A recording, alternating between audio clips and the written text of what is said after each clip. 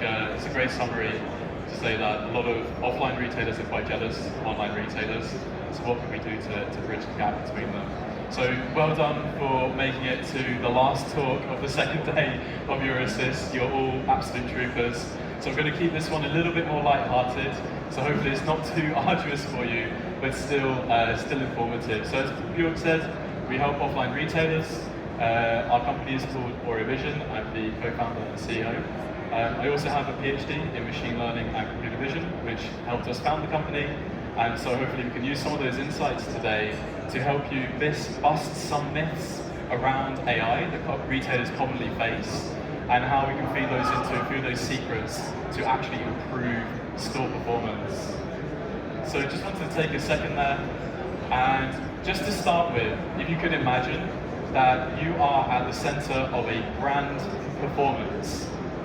So imagine that you are the conductor, you're right at the middle of everything, and your customers are your audience. They're listening to your performance in the seats behind you, and you're in charge of all of your store teams. And you need to make sure that all of your store teams are playing in time and in sync. But what happens if you covered your ears? You wouldn't be able to hear anything, and then you wouldn't know if one of your teams is underperforming, or if they're playing out of tune, or they're playing out of time. And so inevitably what would happen is that your performance would suffer. And so this is the common challenge that a lot of retailers face when they're tasked with making large, wide-ranging decisions about their retail estate. Because more often than not, they don't have visibility into their stores. They can't see what's happening on the customer journey or with their staff. And so, much like the conductor in our analogy here, retail leaders often think, what do I need to change? Because I can't see what's happening inside my stores. And inevitably, you end up at a show like this and a talk like this, and as a vendor, I'm telling you, if you just slap AI on it as hard as possible, it is going to fix all of your problems, and hopefully you'll buy our products. So I could pause the talk right there, I could end it right there and just say, let's buy some AI, and it's going to fix all of your retail challenges. And that would be it. So I can just walk off the stage right now, my job is done. You probably wouldn't believe me if I told you that, so I would really like to dive into some of those myths and challenges that retailers are concerned about when they're thinking about just slapping AI on the problem and hoping it goes away.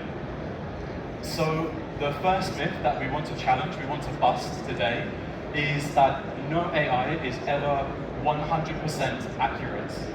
And is this true?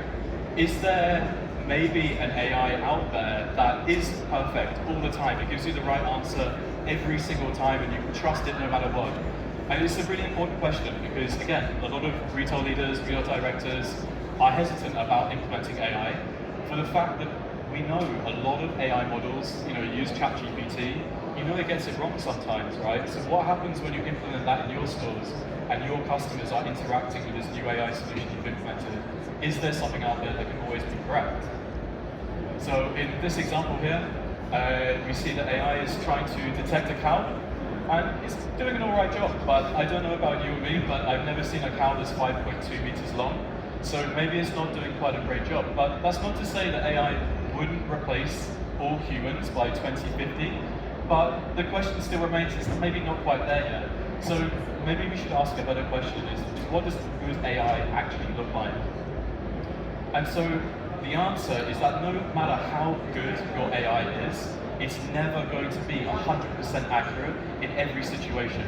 It's actually the point of AI is that it can generalize to new, future, unseen challenges that it may not have seen in the past, and that's what makes it AI over a hard-coded solution. But you can put in some safeguards to make sure that it is a good solution. So the first one is that you can make sure that it's able to be independently audited. So you can understand the accuracy of the AI, and you can have other people in your organization to actually inspect the performance of the models you're implementing. Really good solutions allow you to understand their performance exactly on your stores specifically, with your staff members, with your customers, and your retail environments. And then lastly, exceptional AI solutions learn continuously. So it's not just a set and forget, but they're always learning based on new information to update their predictive performance based on new unseen challenges in the future. And so I have to plug our business, auravision. So this is the AI that we've implemented for many retailers around the world.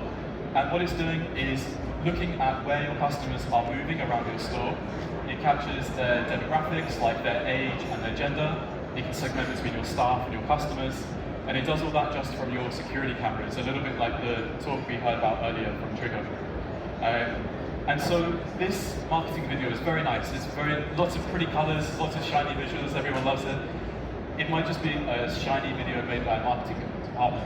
How do we know that the output of the AI model here is actually accurate and it's not just making it up? And so this is one case study where we helped a US retailer called Purple improve the accuracy of their counts across all of their stores. They have about 70 stores in the States, and they had a real problem with traffic counting accuracy. These guys sell mattresses. They have a large number of staff members in their store compared to their customers. And as you can imagine, staff are coming in and out of the entrance. It's affecting the counts, their conversion rates are off. They don't know which stores are performing well and which ones are performing badly. So we could take that process, train AI specifically on their stores, on what their staff uniform look like, to segment that out from their customers. We then audit the output of that in a privacy compliant way, and then we can validate the accuracy with them in tow, so they can actually inspect how well the system is doing. And then as a final step, we can compare this to their existing footfall counter solution, and that's where we can come up with this figure. Actually, it's 24% more accurate, because customer counting accuracy is maybe 5% more accurate, but we're ignoring another 20% of staff that are walking in and out of the entrance. And 5 years later, this company has grown massively across the States because they have concrete, confident understanding of their conversion rates, and they've been able to lift conversion rates by 10% on average across their stores as they've matured with the technology and been able to use this data year on year. And so it's definitely true that there is no AI that is 100%. So we're going to bust this myth to start with, and this one is actually true. So myth number 2, AI is just a trend. And you could be forgiven for thinking it's just a trend, because every vendor on this stage today has mentioned the words AI. I've probably said the words AI so many times, you're wondering what it even means at this point. I think I'm wondering what it means as well. And it's really true that the word AI is a trend. It's being used, it's blown up everywhere. When we first registered auravision.ai, our domain name, 7 years ago, we had people asking us, what on earth does that AI bit at the end of your domain name mean? Obviously today that's completely unthinkable. It's just omnipresent, it's absolutely everywhere when you go out there. So in truth, the word AI is a trend. Like, it's blown up, everyone suddenly knows what AI is, but the underlying technology isn't. The underlying technology of training machines based on data to solve new, complex, challenging, exciting problems, that's called machine learning, and that trend is not going away. It started in the 70s and the 80s, and we've had a Cambrian explosion of solutions recently, and that trend is definitely not moving at all. So to give you an example of a challenge where we solved this with AI that couldn't have been solved before, we're working with Adidas. They have very large format sportswear stores, and in these flagship stores, they have a large number of staff, a large number of departments, lots of moving parts. And the store managers, unfortunately, they're tasked with this job of allocating staff smartly across the different departments of their store, but they have no visual into how many customers are there, maybe how many staff are actually on the shop floor. They tried a bunch of different solutions. They ended up with a Excel sheet, a very, very complex Excel sheet, where some poor store managers having to manually guess, I think we need like 10 staff here, but I can only put 6 staff there. And so we were able to come in and map out their whole store, and using our AI technology by segmenting between their staff and customers, tell them and predict exactly how many customers are going to be in this department at this hour, at this day of the week. And so we could take in step 1, the existing staff rota up there, and then in step 2, we had the recommended headcount from our AI, and then in step 3, we could show them the delta. So save some hours here, take them away here, and put them in here, so you can meet customer demand a little bit better. And this had a huge impact for them. We were able to reallocate about 12% of their staff hours, which is about 338 hours in a week. And that was a massive gain in operational efficiency, and it also drove their conversion rates up because the overall customer experience was more consistent and better across the week in these stores. And so this one's well and truly busted. AI is not a trend. There are loads of really compelling use cases that are already out there, but the words AI probably will fade away in a few years' time and everyone will forget about that exact word, nomenclature. So the last myth, well done for bearing with me so far. So AI is replacing store teams. So this one is a really pervasive one, and it's really important. Everyone is worried, is my job going to be replaced by AI tomorrow? And so there's a smart thing, or there's a kind of a pervasive mindset that is, well, if AI is going to replace my job, maybe the only way to stop AI taking my job is to use AI to do my job better. So it becomes a little bit of a feedback loop. And so one company that I think we're all aware of, Amazon, they took this thought process a little bit too far, a little bit too early. And so I'm sure you've all heard of Amazon's just walkout technology. They put in Amazon Fresh and Amazon Go. And it turns out they were a little bit too early at trying to replace all of the store teams. So the idea was that a customer could go to the store, pick something up off the shelf, and then walk out without needing to speak to a cashier, effectively eradicating a large percentage of the workforce in their stores. But in 2023, 2024, it transpired actually a lot of this AI was Indian workers, so about 1,000 Indian workers watching the video feeds, determining what products customers had picked up, and the AI wasn't actually quite there yet. So in 2024, Amazon decided to pull the plug on the technology because it just wasn't scaling for them. And this was a really important learning for the industry. It was the first kind of AI washing event that people publicly became aware of. And I think it was an important learning for a lot of global retailers about the limitations of AI as well as all the wondrous things that they can do. And so in contrast, there are loads of really compelling case studies where AI is enabling teams rather than replacing them.